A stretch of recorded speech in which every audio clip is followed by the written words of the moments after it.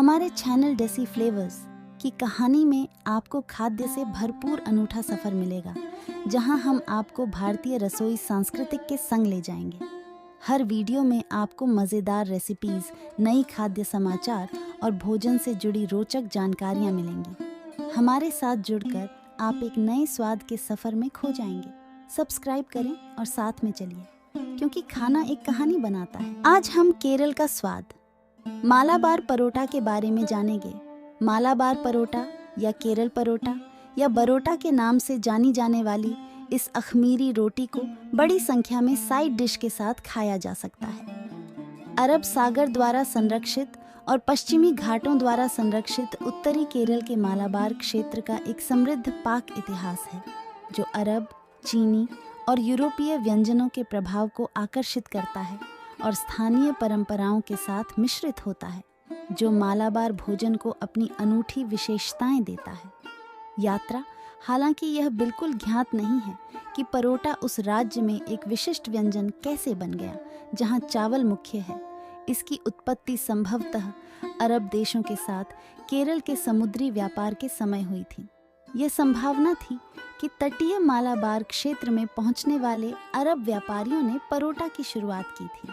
मालाबार परोटा, जिसे केरल परोटा या बरोटा के नाम से भी जाना जाता है, ये मैदा या परिष्कृत आटे से बनाया जाता है, जबकि लच्छा गेहूं से बनाया जाता है। परंपरागत रूप से आटे में दूध, अंडे और थोड़ी सी चीनी मिलाई जाती है। हालांकि खाने वालों की खाने की पसंद को ध्यान में रखते हुए कई जगहों पर अंडे के इस्तेमाल से परहेज किया जाता है। सीरियाई रोस्ट बीफ और समुद्री खाद्य व्यंजनों के साथ परोसा जाने वाला यह केरल के खाद्य मानचित्र में सबसे प्रसिद्ध खिलाड़ियों में से एक बन गया है। लेकिन क्या आप जानते हैं कि मालाबार परोटा एक समय डिजिटल प्लेटफॉर्म पर ट्रेंडिंग टॉपिक था? और आश्चर्य की बात यह है कि इसका कारण भोजन से संबंधित न होकर विशुद्ध रूप से वित्तीय था। मीडिया रिपोर्टों के अनुसार बेंगलुरु स्थित एक फर्म ने माल और सेवा कर जीएसटी प्राधिकरण से अपने उत्पादों में से एक मालाबार परोटा, जिस पर 18% कर लगता है, को खाखरा, सादी चपाती या रोटी के तहत वर्गीकृत करने की अपील की थी। श्रेणी जिस पर केवल 5% कर लगता है, लेकिन विनियमन में विभिन्न धाराओं के कारण उनकी अपील मंजूर नहीं की गई और ट्विटर पर तूफान मच गया। हैंड्स ऑफ केरला ट्रेंड करने लगा। कुछ लोगों ने इसे परांठा टैक्स आतंकवाद भी कहा।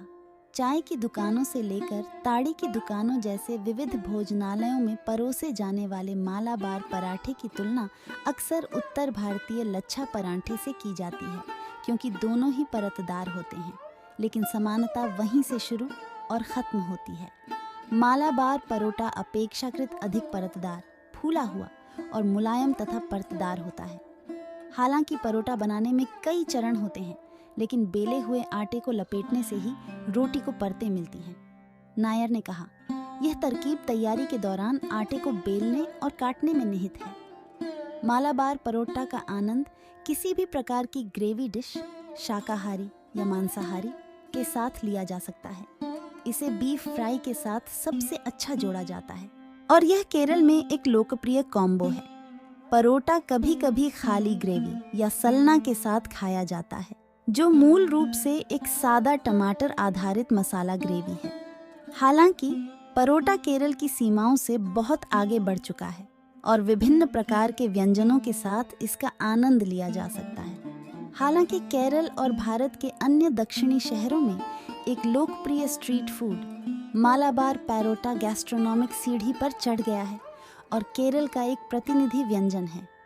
यदि आपको इन्हें घर पर बनाने का समय नहीं मिलता है या आसपास मेनू पर इसे पेश करने वाला कोई रेस्तरां नहीं है, तो फ्रोज़न किस्म के लिए अपने नज़दीकी सुपरमार्केट की जांच कर सकते हैं। वो आसानी से कहीं भी मिलेगा, लेकिन यह घर के बने जितना स्वादिष्ट नहीं होगा, पर आप आनंद उठा सकते हैं।